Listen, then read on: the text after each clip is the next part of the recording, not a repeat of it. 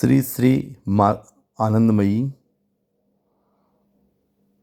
खंड 4 लेखिका गुरुप्रिया देवी। पृष्ठ संख्या 515 से पढ़कर सुना रहा हूँ।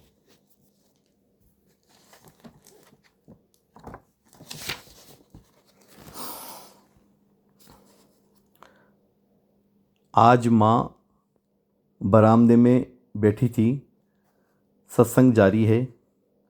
आत्मानंद ऑस्ट्रेलियन, जिनका नाम है कुमारी ब्लाका श्लामा, जो कि आजकल हमारे आश्रम में रहती हैं, ने माँ से प्रश्न किया, माता जी, हम सब कितने दिनों से आपका संग कर रहे हैं, किंतु क्रोध, मान, अभिमान, द्वेष आदि तो सब अभी तक है।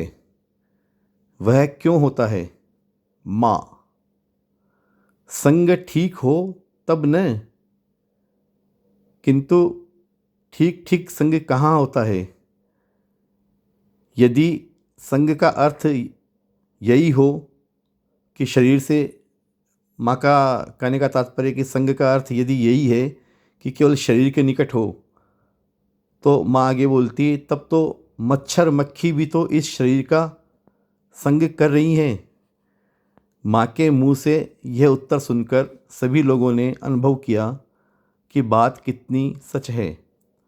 हम लोग क्या वास्तव में माँ का संग कर रहे हैं? माँ के इस एकांतपूत शरीर के निकट रहते हुए भी क्या हम लोग माँ का ठीक ठीक संग करने में सक्षम हैं? यह तो हम लोगों की अक्षमता है, हमारा दुर्भाग्य है। माँ स्वयं करुणा करके अगर हम लोगों के लिए कोई गति कर दे, वही हम लोगों के लिए एकमात्र आशा है, अन्यथा कोई भरोसा नहीं।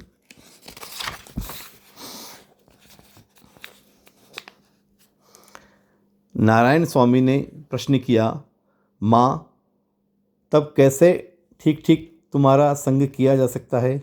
माँ का उत्तर: इस शरीर की बात छोड़ दो। महात्माओं का संग करना, महापुरुषों का संग करने का अर्थ है उनके निकट जो कुछ सुना है उसका यथावत पालन करना चाहिए। देखा होगा कि गाय एक बार खूब मुंह भरकर खा लेती है, उसके बाद थोड़ा थोड़ा निकालकर खूब चबा चबा कर खाती है। कहते हैं कि इस प्रकार हजम करने का प्रयत्न करती है। यहाँ पर जो बात समझ में आ रही है वो ये है कि जिस प्रकार गाय एक बार बहुत अच्छे प्रकार से खा के बाद में उसका दिन भर चुगाली करती रहती है, माने उसको निकाल के गले के अंदर ये प्रक्रिया चलती है और उसको वापस चबा के अंदर पेट में उसके जाता है। इसी प्रकार से स्वाध्याय, महात्माओं का संग, महापुरुषों की वाणी का श्रवण बहुत ही करना चाहिए, और उसके बाद में उसका पालन करना, उनकी कही हुई बातों का आचरण करना। जिस प्रकार गाय चुगाली करती है उस प्रकार से, तो यही ठीक ठीक उनका संग हुआ। यह बात समझ में आती है। नारायण नारायण नारायण। यह माँ का 5 खंडों में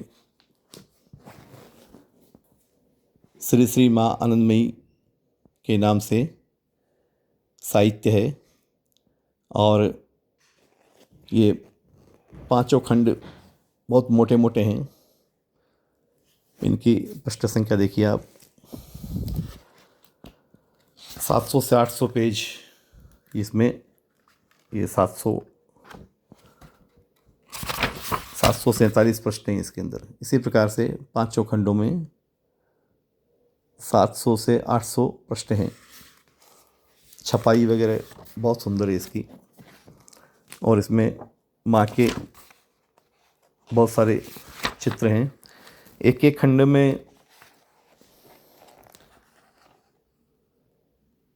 माँ के कम से कम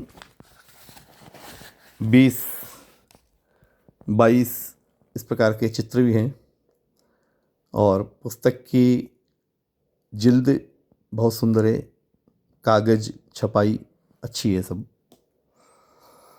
इसके प्रत्येक खंड की लागत प्रेस में 400 रुपये के लगभग आई है, किंतु भक्तों के आर्थिक सहयोग और इसके प्रचार की भावना से मूल्य मात्र प्रत्येक खंड का 100 रुपये रखा गया है, सेवा के लिए पूरा कार्य। इस प्रकार पांचों खंड का मूल्य मात्र 500 रुपये का सेट और इसका डाक खर्च लगभग 300 रुपये आता है, डाक या कुरियर खर्च। तो 800 रुपये में ये पूरे सेट जो है आपको घर बैठे प्राप्त होता है। इसमें बहुत ही विलक्षण बातें हैं। माँ की 40 वर्षों की ये निजी डायरी जो कि माँ की निजी सेविका गुरुप्रिया दीदी ने लिखी थी, जो माँ के साथ ही रहती थी और माँ का भ्रमण पूरे भारतवर्ष में होता था। विभिन्न पंथों के महात्मा, साधक, साधु माँ से मिलते थे। राजा महाराजा, बौद्ध देशों के प्रतिनिधि, राजनेता माँ से मिलने आते थे। अशरीरी आत्माएं भी निरंतर माँ से निकट आके मार्गदर्शन प्राप्त करती थी। उन सब के वार्तालाप के ब्यौरे जो भी दीदी ने अपनी डायरी में लिखे, प्रतिदिन डायरी लिखती थी, बंगला में लिखती थी और पूरा लिखने के बाद में सारी डायरियाँ गोपीनाथ कविराज जी को उन्होंने दिखाई।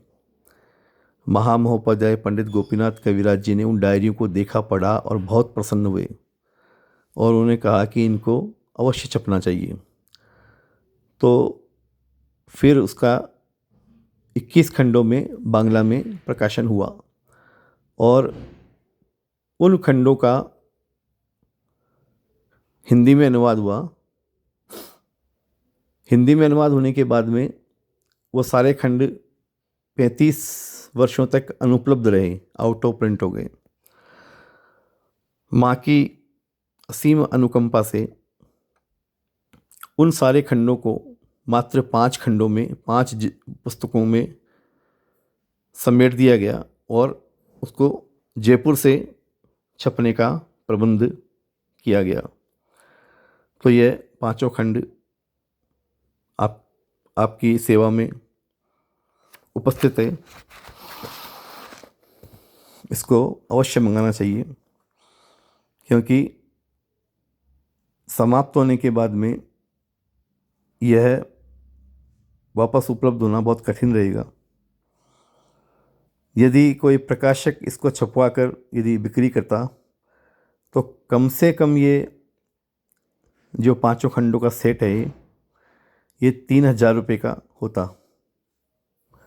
किंतु मात्र 500 रुपये में प्राप्त हो रहा है। इसको प्राप्त करने के लिए सूचना भेजिए प्रज्ञा साधना आध्यात्मिक पुस्तक केंद्र जयपुर को। मोबाइल नंबर है 9829547773। नारायण नारायण नारायण। हरे कृष्ण हरे कृष्ण।